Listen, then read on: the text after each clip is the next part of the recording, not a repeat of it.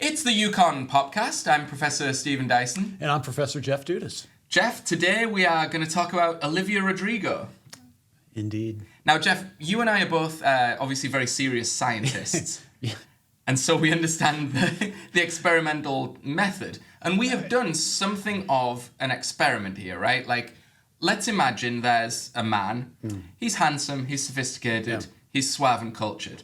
Let's say he's in the age range of 43 to 44 years old, that famous demographic. Right. And he's never heard of Olivia Rodrigo. Yeah. What would happen if that man was to spend a week listening to Olivia Rodrigo's songs? Yeah. Sadly, we don't have that person with us, but we do have you. Well, I fit the age demographic. Yes. And I'd never heard of Olivia Rodrigo until... Very, very true. I'd never heard of this person until you said, let's do it, like she's really great. Let's do a video on her. She has a new album out, the album Guts. So this is, in some senses, like a reaction video. That's right. In that I have heard these songs, the songs on that album...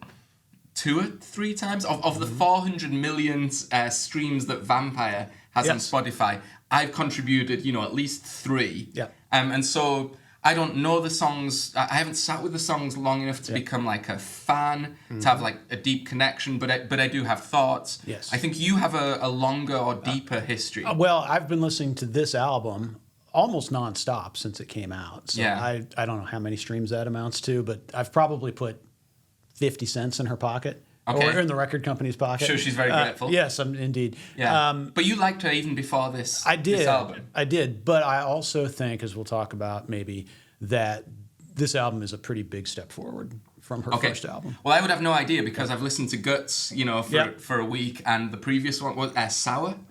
That have heard not at all. I did look up Driver's License, which was her big kind of breakthrough song, but that one totally passed me by.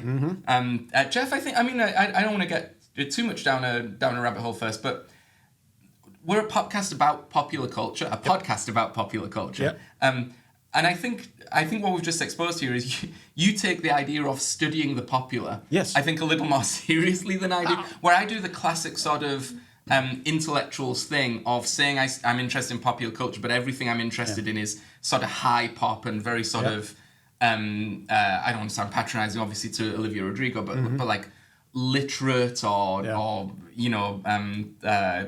like art house movies. And I say I study popular culture, but they're actually things that appeal to intellectuals. You seem to have some sort of compulsion to study things that people actually like. Well, this is a really interesting way to start, I think, because I do. You're right. I do take the notion of the popular very seriously. I'm very curious and interested in why it is that particular pieces, particular texts become as widely persuasive and understandable and legible to wide audiences as they do. And I probably err maybe a little bit too much in the opposite direction, which is leaning so hard into the popular that I sometimes ignore the more prestige kinds of products of popular culture. So I think it's a good balance, but I do think I think you're right. I really do believe in the importance of the popular. Yeah.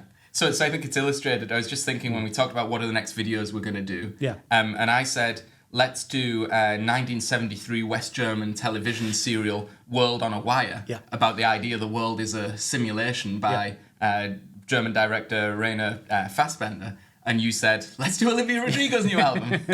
So we should stop messing around and we should actually talk more about, or actually start talking about the album. We have a 3-part framework that we apply to popular culture texts. A first cut or a first part where we talk about the text on the surface, and in terms of music, that often means thinking about the lyrics. And I know there's lots of places on Guts that we really want to hone in on and examine. A second part where we talk about something we call mythologies, which are the sort of social meaning structures that are maybe necessary to decode a text. And I have an idea on what the decoding key might be to Guts, having, as I said, only heard it a few times. So we'll talk about that. And then a third part where we talk about, we call it critique, and we talk about the the kind of deepest meanings of the text, or if it's offering some sort of normative, I suppose it could be endorsement, but more often rejection of a particular form of life and some other way of being in the world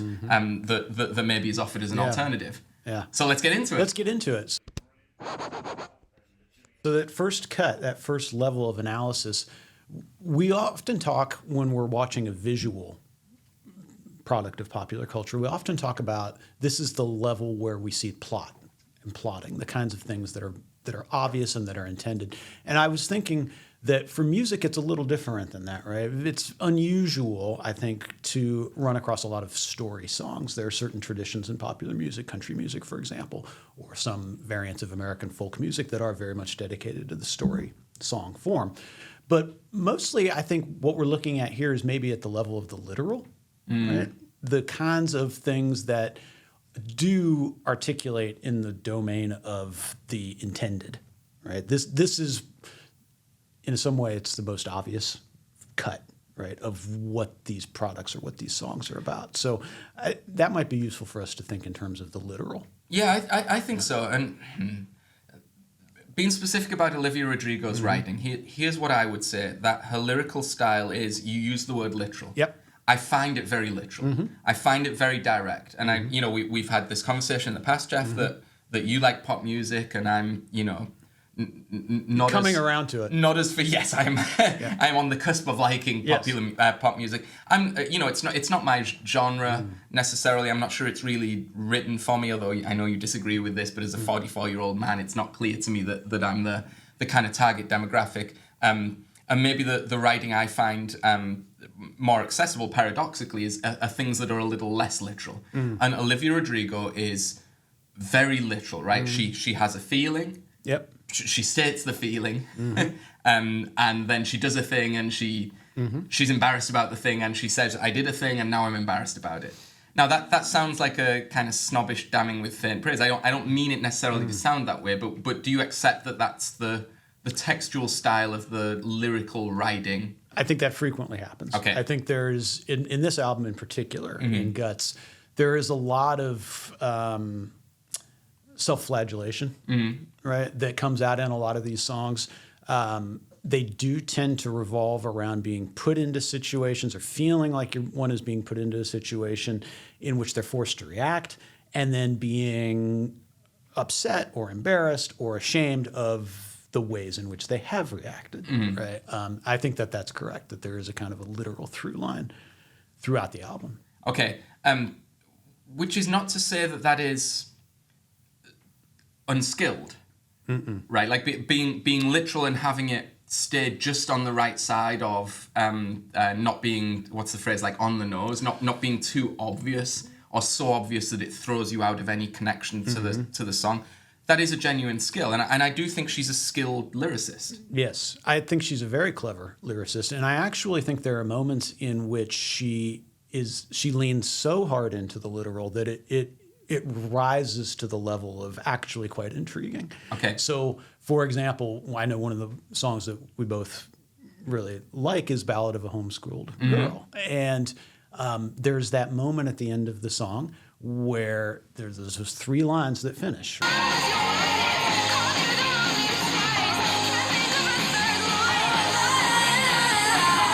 Right? And this is a song that we'll talk about that's all about kind of, social insecurity, right? And a sense of anxiety at being in public and interacting with others. And she sings, "Thought your mom was your wife," okay? Called you the wrong name twice.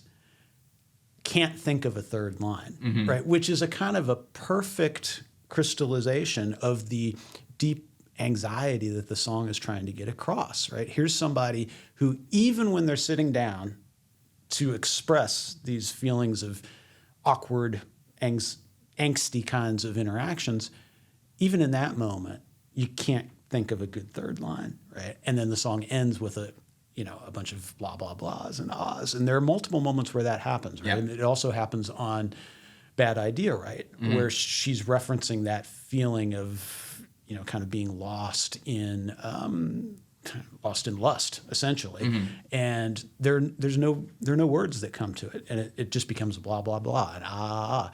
So there is this way that the literality of some of these songs is so pronounced that it actually becomes its own sort of intriguing form. I don't know what you think about it. No, I agree with that. So that kind of I made two faux pas when I was trying to hit on a guy, and then in relating those faux pas later, I can't think of a third line. It's sort of a meta thing, right? Because it's talking about the being very bad at using words, and then in a form in which she's obviously not bad at using words, So it's like both meta or would it be like breaking the fourth? Can you break the fourth wall in a song? Sure. Does that work? Yeah. I think you can. Why not? Yeah. So I think it's very clever, and in a songwriter that is both popular and literal. Yeah.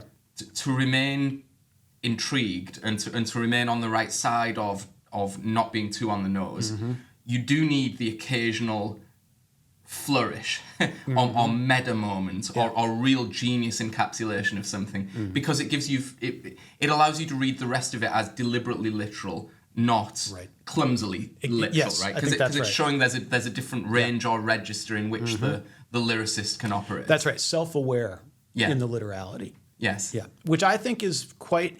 It doesn't sound maybe, as we're talking about it here, like it should be that difficult or unusual, but in fact, I think it is quite skilled. And I think there's a lot of clever writing that she does, especially on Guts, but you see bits and pieces of it on the previous album as well.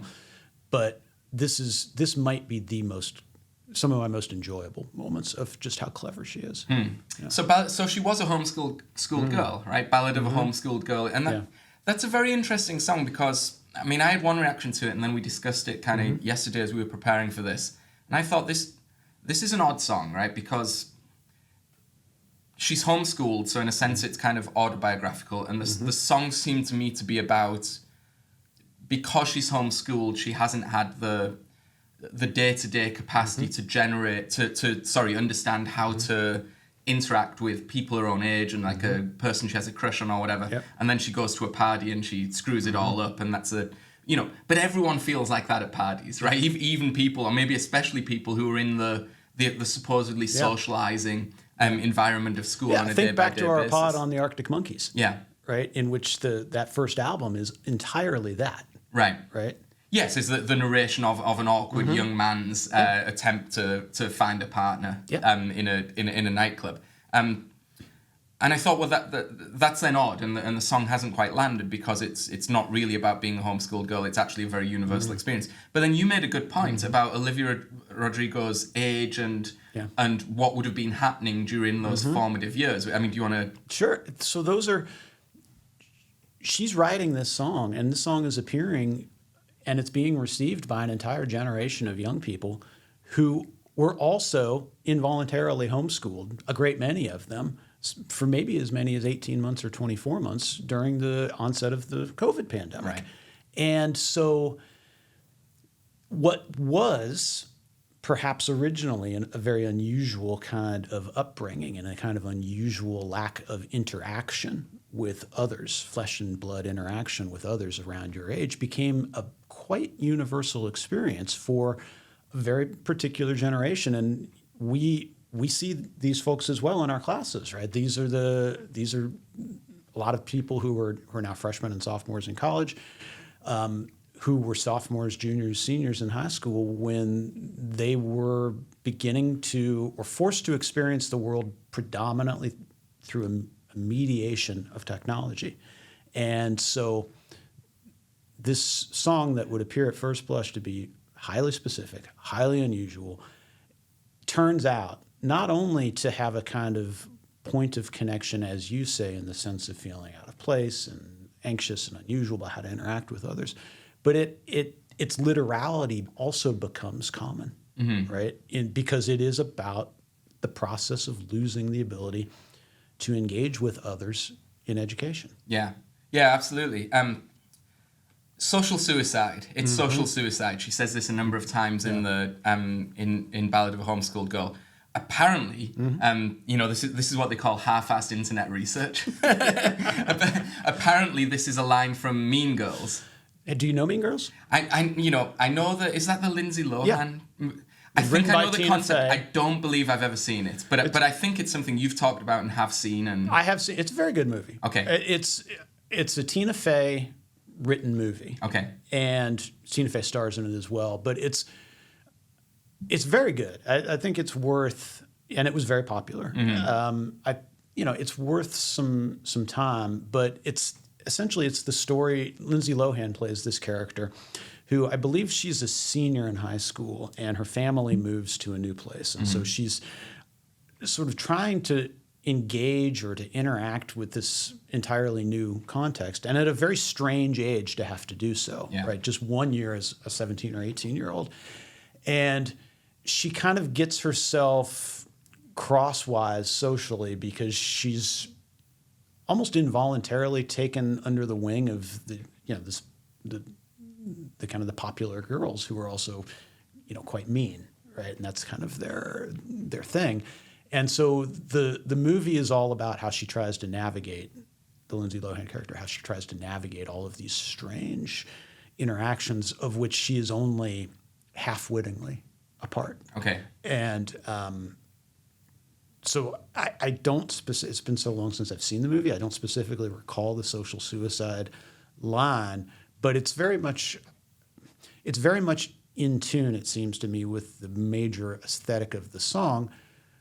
It's also a gesture, insofar as it is a gesture towards Mean Girls. It's a gesture towards universality. Yes. The Ballad of a Homeschooled Girl. Right. But it's relying upon relationships and interactions that are derived not from a homeschooled situation. Right. And we've touched on that theme a little bit about, reaching for universality in a lyrical presentation. And it's a very important theme because that is, of course, the trick of pop music. And I mean the trick in terms of how it's successful, but also the trick because it is fundamentally a deception, right? Because the artist is living or is having an existence that is completely atypical, that is, one that almost no one else can share in the world, and yet has to convey universally and in pop music terms very quickly understood sentiments, experiences, and so on and so forth. Which leads me to the next lyric I wanted to focus in on, which was in the song Vampire. I think really a seminal song on that record, not only because I know it was the single and it's the biggest thing, but the record seems to me to have sort of two fundamental types of songs, right? There's like the upbeat banger and the poppy banger, and then the slow piano ballad. And the reason Vampire is such a fulcrum is that it does both of those things, which is very clever, and through like the use of dynamics and development through the song and so forth. In lyrical terms, the lyric "Fame Fucker" is, I think, a super, super important and clever lyric, and it instantly struck me as being quite clever because it gets you over the fundamental problem that Olivia Rodrigo, massively popular, hyper-rich individual, global superstar, is now going to sing to a set of her contemporaries who are none of those things, and has to convince them that they have something in common, right? No one has the experience, almost no one has the experience of being a globally famous superstar. Everyone has the experience of like an exploitative relationship, or maybe, thinking that you were in a relationship, maybe it was a very short-lived relationship that was based upon some genuine human understanding, but was actually just the other person thought you were hot, or the other person wanted something out, or thought you were, easy, or whatever the terminology would be. And Olivia Rodrigo is talking about being sort of exploited here for her fame. Which I can't relate to, but you can relate to a disappointing relationship. So it takes, I'm stumbling over this. It takes the very particular and universalizes it in two words. Yes. I mean, that's great lyricism. It's great lyricism. There's a couple things to say. So Olivia Rodrigo has said, when asked in interviews about that lyric in particular, this is the one that she was most nervous about precisely for this reason, that she was afraid that it would be so specific that it would sort of eliminate the lines of connection with the audience. It would make the song unrecognizable, or at least it would make it so hyper-specific to her life that nobody would be able to relate to it. Yeah. But then she decided to do it anyway. The other thing to say before sort of getting a little deeper into it, because I agree, I think it's a striking line and worth spending some time on, is that when she sings this song live in contexts that are like on TV, she changed, and there's a radio cut, a clean radio cut of this song, and she replaces the phrase fame fucker with dream crusher. Sucker, dream crusher, bleeding me dry like a damn vampire.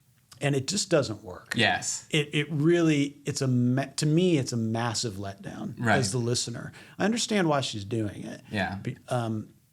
But it's a massive letdown because that line is so evocative. It's so important to the song. And it seems to me, as you say, to evoke that experience of manipulation and exploitation in such a visceral way that Dream Crusher is not even close. Right. It doesn't capture it at all. No, it's nonsense. I mean, it's a nod to the need to be on kind of corporate-owned media. Yeah.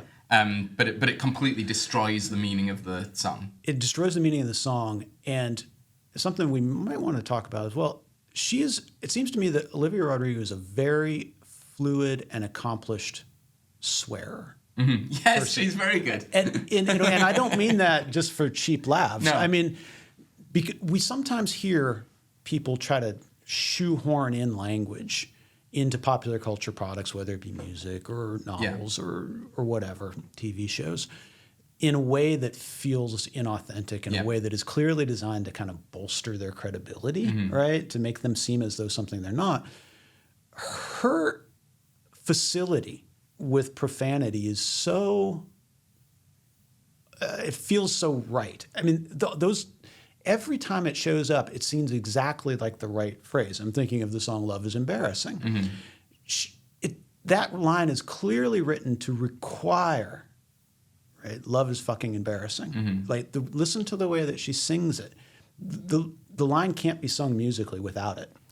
It's not a throw-in. It's not something that's designed to make her seem, tougher or, I don't know, more robust in her feelings. It's a true skill, right? In a way that strikes me as super important, right? To the overall feel of the music and to the messages that are being communicated. Yeah, and of course, fuck it, it's fine is also perfectly delivered. It's perfectly delivered, and it's the exact right line. Yeah. Right? The song doesn't work, essentially, without it. Right. Now, I don't know how she sings that one live. I have not heard, on TV. Mm-hmm. So I don't know how she's replacing that line, but be sure that it will be, whatever she replaces it with will be much worse. Yeah. Because it's supposed to be there. Right. It's not tacked on or grafted on. Getting back to Vampire, I agree. I think it's still, I think, is the most important and impressive song on an album that I think is full of impressive and important songs. Yeah. The musical dynamism is really something. It starts off as a piano ballad. It shifts to, in the bridge, it's a kind of a jaunty, almost like theater type of feel, Broadway theater type of feel. And then it ends up, as a full-on rock song. And at no point does it feel forced or off. And the Fame Fucker lyric is a throwback, as we've talked about, to a Rolling Stones song called Star Star, or colloquially known as in a different language. That song, though, is just a straightforward song about a groupie that Mick Jagger is missing or something. Mm-hmm. This is not that. So it's a reclamation of the idea of manipulation and exploitation, but using it in a way that is, as you say, almost shockingly familiar and almost shockingly able to connect with a broader audience. Yeah. Totally agree. All right, so we I think need to take a break and move on to our second cut, which we call mythologies. Okay. And we're back with our second section in talking about Olivia Rodrigo. I did wonder, should we play into the wordplay surrounding the album title Guts? You know, are we examining Olivia Rodrigo's guts? But then I thought everyone has done some version of that wordplay, and also we examine Olivia Rodrigo's guts starts to sound a bit weird. It's a little weird, like a horror movie, or it's a little weird. On the other hand, that's part of what she's doing. No, she has invited spilling that. her guts. Yeah, and I do think in terms of the iconography of the album cover, it's quite good, because isn't she like vomiting? Well, like stars or something. No. She's laying down, and I think she's got guts spelled out in. Okay, so it's not the album cover, but it's definitely some piece of like a poster or something I've seen promoting the album where she's she's vomiting, you know, and it says guts kind of in. I mean, I'll put it up on the screen, unless I've entirely hallucinated it. In which case, that would be a very good piece of promotional work. Her people should call you. Someone should pay me. I mean, you know, I don't need the phone call. I just Venmo me. Anyway, this may have been a slight detour. In the section on mythologies, we always try to look for the underlying structures of meaning that are going to help us decode the text that have maybe been written into the text by the author, or are, you know, read out of the text by specific audiences, and sometimes they're going to vary by audiences, you know, and as two men of a particular vintage, we might find different meanings in the things Olivia Rodrigo's saying than she would herself maybe have necessarily written into there. I wondered, Jeff, about the idea that this notion of being 20 years old is maybe the underlying social meaning structure that sort of decodes a lot of what's going on in Guts. And I just wanted to read you two quotes to kind of set this up a little bit. She was asked kind of, what is this album about? And she said, you know, it's not really about the kind of rocket ride into being really famous. She says, quote, somehow all of that totally pales in comparison to turning 20. The rest of it feels minuscule compared to that. And so I suppose that's a very literal statement. Maybe we're not being all that clever in choosing 20 as the decoding key to this album. There's also a line by Gia Tolentino, who's writes for the New Yorker, and in this instance did a cover story on Olivia Rodrigo for Vogue. Gia Tolentino says, Olivia Rodrigo wasn't dwelling in the territory of bubblegum, Locador fairy tales, nor was she aggressively making statements that she was edgy and grown. She'd simply captured what it was like to be 20, an age when you're sometimes blazing with ridiculous lust, thrilled to be seen as beautiful, enraged by other people's expectations. That seemed to me like a very smart piece of analysis. Yeah, that sounds correct to me. And as we were talking off camera, it's also pretty unusual as a theme of popular culture in a lot of ways, and particularly in pop music, in which, as you were suggesting, there's a lot of kind of looking backwards and being regretful. There's a lot of exploding with teenage ambition and dreams and hormones, I suppose, as well. But there's not a lot about, at least that we can think of off the top of our heads, that focuses on this transitional period into young adulthood. And I think that Olivia Rodrigo is right that a remarkable amount of personal growth tends to take place, at least in this era of human history, between those ages of, say, 18 and 20 or 18 and 21. Mm-hmm. And it's surprising how few pop culture explorations of that transition we can think of. Yeah, and it's very interesting, I think, to us as college professors, because, of course, we spend a lot of our time with 18 to 22-year-olds. And what to people who don't spend a lot of time with that demographic or regarded as one demographic, it might seem like homogenous, right? Or these are college kids and they're having a unified experience. But I assume you would agree with me that interacting with a first year who's 18, who's just come out of high school, is just a fundamentally different experience than interacting with a junior or a senior, or even really a sophomore. Yeah. You know, and I mean, I don't want to say the wrong thing here or be patronizing or whatever, but well, just think about how different you were between the ages of 18 That's and the better 21 way to or do 22. This. Yeah. And 18, I was, it's really your initial period outside of the home. You know, and you do all sorts of things that you would never dream of doing, even a year later, maybe even 6 months later. And once you get to 20, people are, certainly I was, and in my experience, people are much more kind of fully formed adult personalities, and a tremendous amount goes on. And as you say, I think that's true. You get a lot of, oh shit, I'm old in music, and let me look back, and I had a dog and the dog died, and then I had, and I got divorced, and, I have these regrets. And you get a lot of, yay, let's party, I'm 18 or I'm 16 and we're going out and it's party in the USA, and it's very, very interesting to have Olivia Rodrigo, who maybe documented that initial thrill of independence with driver's license, that then give a sophomore effort that is much more about early adulthood. So her great themes, I would say, are romantic betrayal and sort of early adult uncertainty as refracted through the specifically 20-year-old lens. And you're definitely old enough and have been around long enough to have had very significant relationships. I mean, there are many people by the age of 20 might have found their lifelong relationship and might have had children and all the rest of it. But you certainly will have probably had, a very significant adult relationship. But also you're still young enough and perfectly properly in that phase of exploration, and maybe that's exploration of different relationships that probably that you've had that very serious relationship sort of fall by the wayside. And so you've experienced, the quintessential adult things of deep and genuine love. But also that thing kind of falling apart. And this doubles back on the earlier theme of self-flagellation that we were talking about, right? The degree to which you're having all of these experiences that are new and that sort of are in the realm of quasi-independence. And you've got enough of these experiences that somebody who is perceptive and someone who has a personality of, sort of thinking about themselves and how they interact with the world is going to have a lot of, I can't believe I did that. That was so stupid. Why did I do that?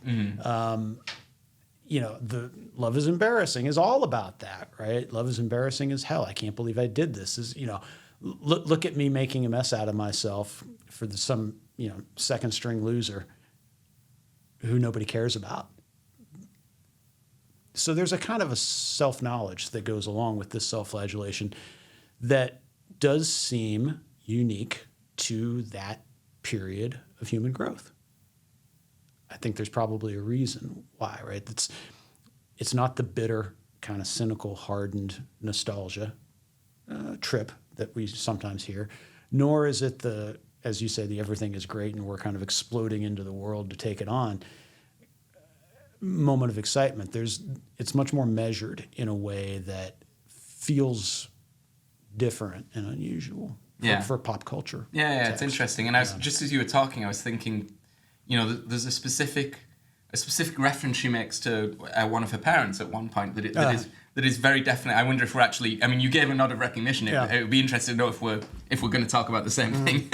So what I'm thinking of is there's a line in I'm blocking on it. It's one of the singles where she says, "I am my father's daughter. Get him back." Yes, and so maybe I can fix him. Yeah. And my understanding is her dad is a psychotherapist.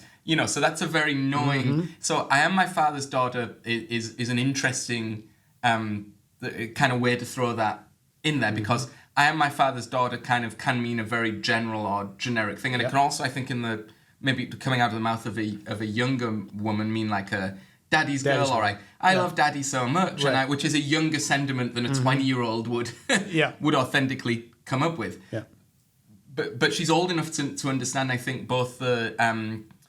the limits and the cultural expectations or even cliches about psychotherapy. That's right. She's throwing shade at her father here, which is also very clever, right? Maybe I can fix him, but she's very obvious that it's a winking. Right. She knows that she can't. Yes, and so she's also saying he can't either. Her His father intention can't either. Yeah. she has different motives. Yeah. So good. We were thinking of the same thing. So good news. All right, good. In terms of other mythologies or other keys to decoding this, meaning structures in the society that she's playing into, or that maybe we're reading out of the text, I think you wanted to talk a little bit about the kind of societal perceptions of young women that show up in this album. Right. I mean, All American Bitch, Pretty Isn't Pretty, those two songs are pretty obviously about the impossible social expectations that are placed upon young women. And so All American Bitch is this series of couplets, right? This series of paired contradictions, essentially, right? I'm pretty when I cry. I don't get angry when I don't get pissed when I'm angry, or and it's this, look at how kind and pretty I am, but also look at how I can revel in senseless cruelty, and and it's this. It is, as you've mentioned, a theme that's not unique here, right? The degree to which kind of impossible social standards, particularly around young American women, really shape the lives, right, of people, I think probably especially in this age demographic. And, a couple of things. So first of all, it does seem to be accelerated through technological mediation of modern life, in particular the ubiquity of social media, right? This is kind of what Pretty Isn't Pretty is all about. It takes these impossible social standards and aesthetic standards, and it pours jet fuel on them, right?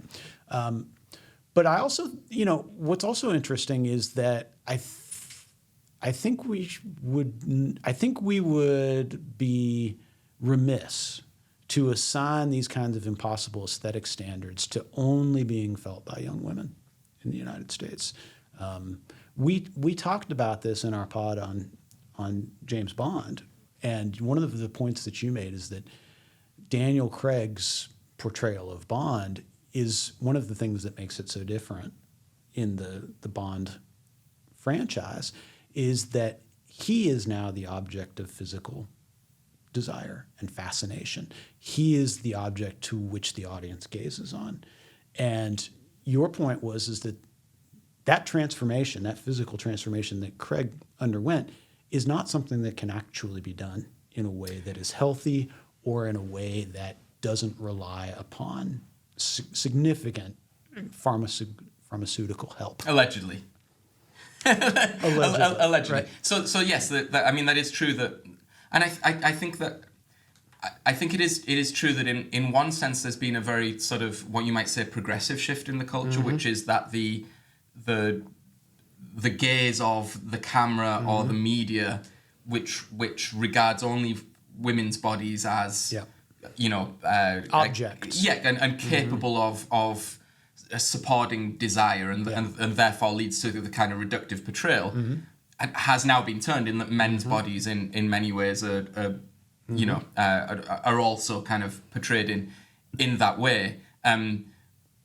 But much of what is now portrayed, and this was always the case, or has long been the case for women, but much of what is now portrayed for men is basically like unachievable. Yeah. And yes, were you to suggest that at the age that the actor Daniel Craig was, and his training history, that to undergo a transformation that involved putting on 20-30 pounds of muscle and zero body fat is a medically interesting thing that the most people will not be able to achieve just by like working a bit harder in the gym and eating some chicken. Yeah. I think that would be accurate. But women have always been subjected to that kind of unhealthy, the pressure to conform to standards that are the province of genetic outliers, often with significant external intervention, whether that's like photoshopping or pharmacological. you know, that's now been put on men, and it was unhealthy for women, and it's unhealthy for men as well. Indeed, and this, again, the mediation of the world through social media pours jet fuel on this trend, and you know, take for example the trend towards perfect teeth. Right, which are... This is a thing about... This is the thing that's been said about... I saw this yesterday. Take me through that a little bit. It really has to do, as I understand it, with, you know, things like TikTok and Instagram and these kinds of filters, right, in which people are showing off and aspiring towards particular standards of beauty. And one of those standards of beauty has been, aesthetic standards, has been a very particular and uniform presentation of one's teeth that is essentially not possible without... I'm suddenly feeling very self-conscious. I mean, I'm British though, so I can pass it off as it's just a joke, right? But it's so the industry of the use of veneers, right, has become apparently, you know, extremely profitable, right? And it starts with a lot of Hollywood stars who have changed their bone structure, quite literally, around their teeth, but this has supercharged a lot of, you know, ordinary people into doing the same thing. And there are ways to deal with there are long-lasting and effective and safe ways to deal with changing your tooth structure. But veneers is not actually that. Veneers is the quick thing. It requires, you know, physical manipulation, right, of existing bone structure in order to replace them with these perfect or a very particular kind of tooth. Which then has to be replaced. So what is again. I mean, I didn't click on this far enough to read it. Is the argument that she's done this or she hasn't done this? No. And is being criticized for not doing it? So the idea would be this has been a trend amongst. You know, it starts kind of with Hollywood actors and is kind of spilled out into the world that imagines, you know, a very particular kind of aesthetic standard, and it's not limited to young women. Right? So that's kind of, you know, what I mean. Or the other thing that came to mind was the way in which YouTube has kind of supercharged the male bodybuilding culture, right? And set of expectations about, you know, and a lot of which involves the use of supplements, which are dubiously healthy, right? Dubiously legal sometimes. And so while that theme of impossible social standards and aesthetic standards is, as you say, it's in some ways old hat for young women, not only does that theme get supercharged, it seems to me, in the era of social media, it also sort of spills across a whole variety of demographics in a way that is captured, I think, pretty nicely by Pretty Isn't Pretty in particular. Yeah. Okay, good. Anything else to say in the mythology section? No, we're ready for the third level. The third level. You know, come with us as we journey into the next dimension of analysis. Ooh. And we are back with our third and final section of our analysis of Olivia Rodrigo, her music in Guts primarily, and really her as a persona, a pop star, what she means and why. In this final section, critique, we tend to focus on sort of normative questions. Is there a criticism, a sort of broadside being fired at some sort of status quo way that things are operating in society? And or is there some alternate vision of not just society, but of self and of how to be in the world that is offered either explicitly or implicitly? And this does actually vary by type of text. I think we've realized that quite often in pop music, it's going to be implicit, or you're going to have to work a little harder to construct the alternate version of self that might be emerging from these things. I think that's right, and I do think it has to do with form. Right? Sometimes the most radical critiques that we might find in popular music are going to be oral, A-U-R-A-L, critiques, right? Sound-based rather than text-based. Right. And I think that can sort of, that can make this category a little different. A little tricky. Yeah. But we'll do our best. And form, I mean, we should.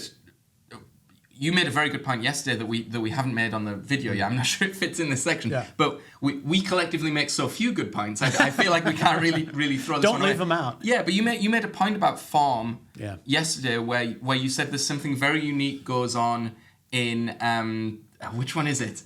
My brain goes My brain goes,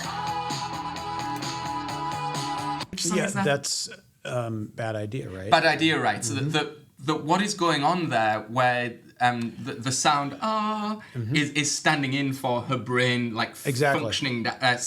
Shutting off. Exactly. To the point that I thought until you said that the lyric was "My brain goes off," and it was just sang in that thing, but it's cutting out. Yeah. And that's something that requires the musical form That's to right. transmit that idea, Yep. even though the idea is sort of cued and framed verbally in a way you could do it on a Exactly. page. But it doesn't have that impact if you write down "My brain goes ah." Exactly, and I do think that it makes pop culture analysis different when it Yeah. comes to music in a way that is distinctive, right? Yeah. And there are multiple moments really in these songs where that happens. There are these kind of musical theater moments, right? Because that's the kind of stuff that you see more often on a stage in musical theater, it seems to me, than you do in a movie or certainly in a written text. And I don't know that we always have quite figured out, and I mean the royal we, not just you and I, Yeah.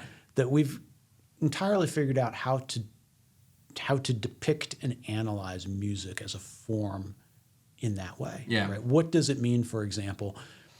So Radiohead, for example, has a very particular set of things in mind when they create these sound collages, right? They mean to say something very distinctive and unique. It's really hard to render that in language, right? Yes. Yeah, I think so. But critique. We're going to go forward with it anyway. Yeah, but why not give it a go? Vision of a different way of life. I mean, I think we want to make 2 points here. One is essentially quite a negative point. It's I think the previous discussion was actually useful and does fit here. It's not her fault, but it's maybe a issue of the form that it's quite hard to render critiques of society or broad matters, particularly in pop music, and the form is much more readily and easily deployed as kind of inward gazing or self-examination or like interiority. Yes. And she's very, very good at that.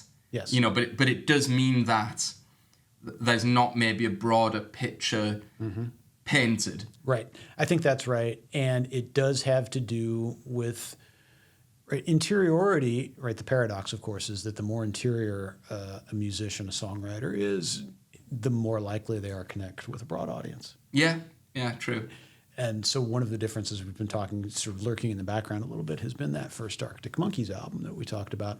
And you made the point off camera that is certainly a significantly less interior album than Guts is, even though they're describing in many ways similar kinds of experiences.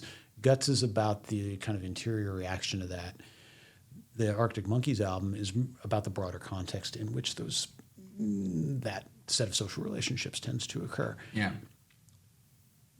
What you had worried about when we talked about the Arctic Monkeys was that it becomes so specific, right? That again, the opposite paradox, that in the attempt to depict in fine grain a whole world, a whole particular social world, that perhaps what would be happening is that rendition of the world would be so specific and so linked to particular time and place that people who didn't have experience with that exact thing wouldn't be able to connect or articulate with it. As we talked about it, I think it's broader than the Arctic Monkeys, but it is interesting, right? The way in which connection relies so much more upon interiority than we might imagine, and that there's something visceral and all-encompassing about music as a form that allows for that kind of connection based upon this almost tyrannical self-examination of the artist. That's the point of connection. Those are the tether points. Yeah. And I don't know that film does that. I don't know that film can do that, right? I don't know that visual representations can do that. certainly not in the same way. And so there is this kind of form and function issue when it comes to music and interpreting music. But it makes this paradox front and center, that the more that, if your desire is to connect with a large audience, I don't know if it's a requirement, but it certainly helps a lot if you're willing to kind of tear yourself apart. Yeah. Show your guts. Yeah. Right? Yeah, I think so. I think that's a smart point. That being said, I do think we can hammer together a critique or a novel. I don't know what the phrase would be, value proposition or novel idea. Yep. That's being put out there by this album. Let me read this line to you. Yeah. Okay. Okay, because this is a striking line from the song "Teenage Dream," which is the final song on the album. So this is actually one of the last songs. It seems to me this is very particularly organized album. Right. So the line is, "And when does wide-eyed affection and all good intentions start to not be enough? When will everyone have every reason to call all my bluffs?" So what do you think? What is she getting at there? Yeah, so I found that very interesting, and it did it was very interesting as a last song, because it made me rethink a lot of things that were going on in the album. In one sense, that song, certainly in its early parts, is sort of reiterating what we talked about in the mythologies section, right? Which is a set of expectations on young people, young women in particular. Yeah. And there's a lot of I'm patronized for being, when will I stop being good for my age and great for my age and start just being good? Yeah. Which is like a really you're great for your age, right? Very patronizing thing to say. I'm your teenage dream, which sort of actually plays into kind of the sexualization, I think, of young women. And that for me is now quite an accepted, maybe it's just the circles I run in, and obviously I don't have these direct experiences, but that seems to me to be quite accepted about society, that it does have a set of kind of awful expectations on young women, and she's not the first person to say that, and she's giving an effective rehearsal of that set of things, but it's not a new thing that's being said, and not even really, and again, this might just be because I move in particular circles, not even a particularly controversial or disputable thing to say. And so, at some point you're like, I get that and I accept that and I think all of that is true, but is there a new or radical or different thing that's being said here? Not because everyone needs to do that, but from this standpoint of critique of what we're looking for maybe in this third section. And I think what Teenage Dream does, and in particular in the lines that you read out, what that song does is offer a fuller picture of a young woman who's been subject to these expectations. And it doesn't just stop with, woe is me, I'm subject to unreasonable societal expectations. There's also in those lines, but I will soon, maybe sooner than I think, be older, right? And also I have agency here. I'm not just a young female victim of society, right? I'm someone who people will have reason to call out all my bluffs. Like I do a lot of things that are just bluffs and bullshit. Yeah. And that are maybe playing on some advantages that I might have with my age and so forth. And I'm not always going to have them. Or my tricks are going to, I mean, that sounds pejorative, but you know what I'm saying? Like my performances are going to get old. And also I'm an adult who's moving in the world and who is making mistakes and doing things that are not purely unimpeachable. And I'm not always a victim. I'm an agent, and I'm doing things that are not unimpeachable, and I know it. Right. And I'm choosing to do them anyway. And this seems to me to be a much fuller picture of a young adult woman than society puts unreasonable expectations on me, which to be clear, and I hope I have been, I am not saying is untrue or an unreasonable thing to say. I'm saying what I think is going on is actually a much more interesting and even radical reclaiming of female agency or young person's agency. There's also, in addition to all of that, it just strikes me now, there's this recurring line in that song, Teenage Dream, where she sings, "They all say that it gets better, but what if I don't?" Which not what if it doesn't. Right, but what if I don't? Right, which is simultaneously, it seems to me, connects with this theme that you've been talking about, but it's also in a certain way, it's a very clever line about creative people. Yeah. And certainly one, I mean, I will go to the grave insisting that acts of scholarship are creative acts. And I know that, that's sometimes, writing scholarly analyses or doing this kind of thing is not seen as creative in character, but in fact it is. It's creative in a great many of the same ways that more popular arts are or entertainment arts are. And I think it's not unusual to produce something, right, that you're maybe quite proud of. And then what becomes the gnawing after effect of that is, well, that might be it. That was it. That was top. I don't see how I'm doing better than that. Well, and I was thinking this driving in this morning, listening to Guts, and I was like, she's already, by having one song that anyone's ever heard of, she's already in the top 0.0000 of whatever, not only of humans, but of musicians, of people who try. Yeah. And then to have a hit album puts you in, an even rarefied company. To have two, so it could be that by the age of 20, her creative and artistic peaks have been reached. Or certainly, I'm sure that a highly creative and artistic person can go on being creative and create art. And maybe it becomes more meaningful or even more artistically sort of important or significant or complex. But of course, her particular realm of things is the creative that is hugely popular. To almost bring this full circle. And how many people really do that over an extended period of time? Like, it's very difficult. And most people who've done it are either like, or maybe are both, like super geniuses and also constantly reinvent themselves. And so in a sense, they're killing earlier versions of themselves in order to have that first flush of creativity. That's right. And now I'm this Taylor or Madonna or whoever it is. And in a sense, that must be quite sort of scary. And you would imagine she's sort of worried about that. Yes. Yeah. And, she's been on record a lot talking about how anxious she was about the second album. Yeah. Because the pop world is littered. I mean, first of all, it's littered with, the one and done, or the one hit wonders. Right.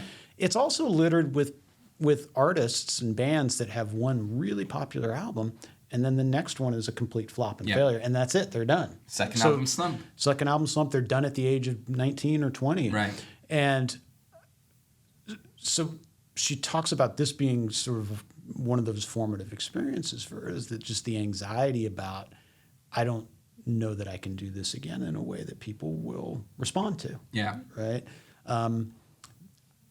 To me, the irony is whatever that anxiety was, it's pushed her well beyond where she was with the first album. But it remains, in some ways, the curse of the creative person. Yeah. Right? How do you keep doing this? Particularly on an album like Guts, where you've mined, it's not easy, right, to go in and dig out your soul and then pour it out. No. And however you do that, right, in whatever form, it's not easy to do that. And she did it, and this is sort of the point I was trying to make. She did it not only in a sort of mawkish, like, I am a person who is acted upon and everything is very unfair for me type of way, all of which I'm sure is true and leads to authentic feelings, but also in a very introspective way of, I have faults too. Yeah. Right? And I think of the kind of lustful lines. Again, is it like Getting Back, where she's... No, it's Bad Idea, right? Where her brain turns off purely out of lust. And the young... I'm not sure if she ever genders the person, but the young romantic... maybe she does say guy at some point. So let's assume, the young man in this scenario is objectified and is almost unapologetically the object of lust, which kind of complexifies this society has unreasonable expectations on young women thing in a way that reads to me like authentic and interesting, but also relatively unusual nowadays. In a way that I think perhaps is offering an alternate view of how to 20 years old. Or legitimizing or you know, I'm calling forth an alternate view on how to be 20 years old. Yeah. But the truth is, like all acts of interpretation and analysis, what the hell do I know? I'm not 20 years old. I don't want to shock you. I'm not a 20-year-old woman. But you were, and this is probably a good place for us to finish. You have mentioned at various points, both off camera and earlier, that you were not really the demographic, right, for this music. No, I don't think it's targeted at me. Perhaps not. But I find a lot of resonance myself. Part of it is musical, right? Yeah. That a lot of the touchstones that Olivia Rodrigo is going for on this album are the bands and the sounds that when I was 20, when I was her age, this is what I was listening to. We've gotten to the end without talking about the thing that's often brought up, which is her influences are actually quite different from other pop contemporaries. Very different, right? Whereas a lot of pop stars look to other pop stars, to previous pop stars, and find themselves most influenced by them. She is looking, on one hand, at singer-songwriters, people like Carole King and Paul Simon. And on the other hand, like, she's really into alternative rock, right? Late 90s and early 2000s alternative rock. And we get this kind of frequently seamless melding of those things, which, for me anyway, is very attractive to listen to. For one, as we've talked about, I miss hearing actual instruments on the radio. And so to be able to listen to extremely well-crafted melodies, pretty extraordinary vocal range, and not just in terms of, like, what notes can you hit, but like, how do you deliver, right, vocally? And you combine those things with loud guitars and crashing drums, and you've basically come up with my platonic ideal of what I can't imagine anything better to listen to on the radio. And so I do think that this does connect with me in a lot of ways. And I may not be the target demographic, but I mean, I think it hits me in all of the places where I want, musically I want to connect. Yeah. I think maybe one difference between us is you feel a need to turn on the radio.